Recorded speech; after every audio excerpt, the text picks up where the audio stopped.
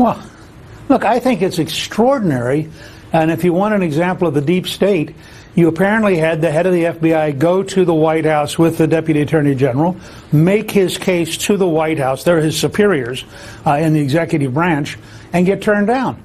He then goes back and apparently puts out a release. I mean, in effect, it's an open rebellion. You have the director of the FBI putting out a release attacking the president for what the president apparently has decided to do because he didn't listen to the head of the FBI. I mean, this is a level of bureaucratic deep state resistance that should be educational for every American.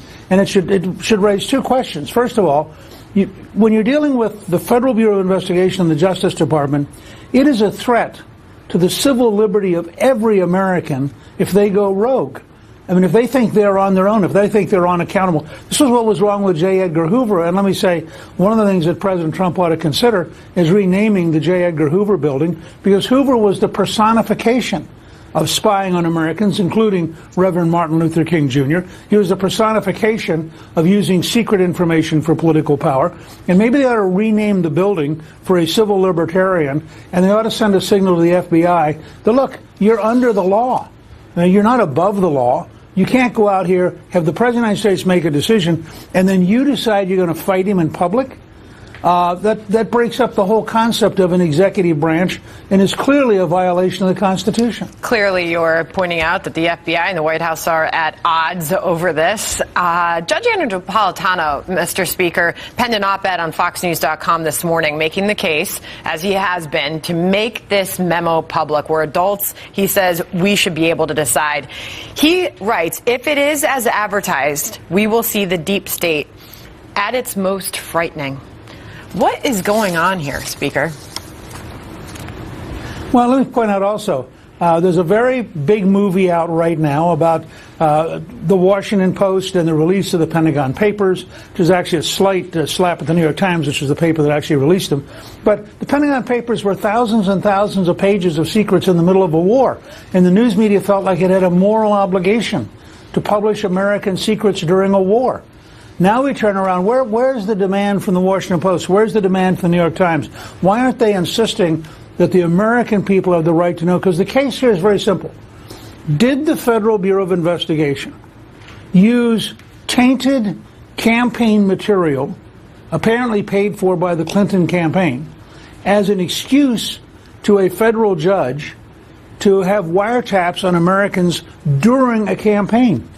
Now, that is a very chilling concept, that they would lie to the judge, use material that we now know is totally phony, and then use that to be wiretapping on the presidential candidate in a way that I think threatens the entire process.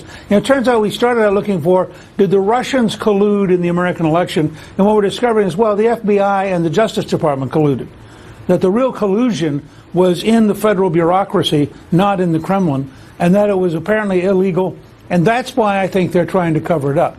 So why not just put it out there now? And John Kelly did say the president will release it pretty quickly, I think were his exact words. But here we are, Thursday morning. Why not just put it out there for the public to see now?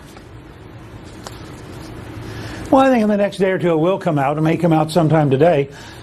Frankly, speaking on behalf of people who think that President Trump did a great job Tuesday night, I suspect having an extra day or two to focus on how brilliant the State of the Union was and the issues he raised in the State of the Union before this smothers it. Because you know, the minute this comes out, the entire elite media will quit covering everything else, and they will be totally fixated on this topic.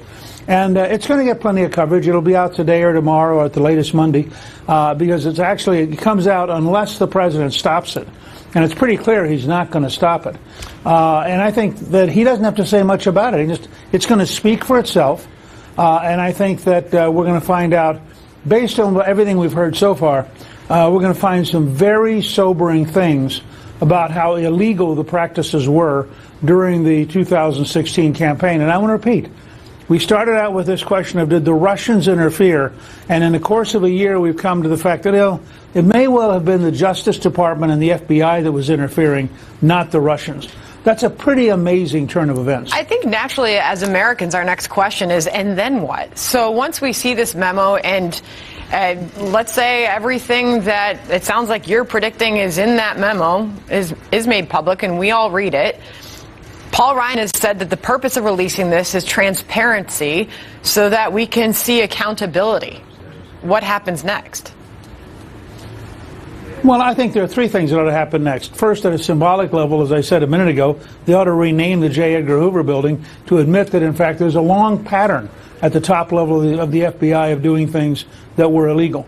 Second, I think specific individuals are probably legally liable. And I would hope that the Attorney General would insist that the law be applied impartially, but if people clearly broke the law, then they need to face legal consequences. Third, I think the Congress may want to revisit how the Foreign Investigation Act works and may want to actually modify it in some ways to make sure that there is a clearer method of watching the watchers. I mean, this goes all the way back to the Federalist Papers where they said, you know, if men were angels, you wouldn't need government. But since men aren't angels, you're going to have people in government who aren't angels. Who then watches the government? Right. And I think that's exactly where we're at. So you got three layers: symbolically, personal accountability, and reforming the system.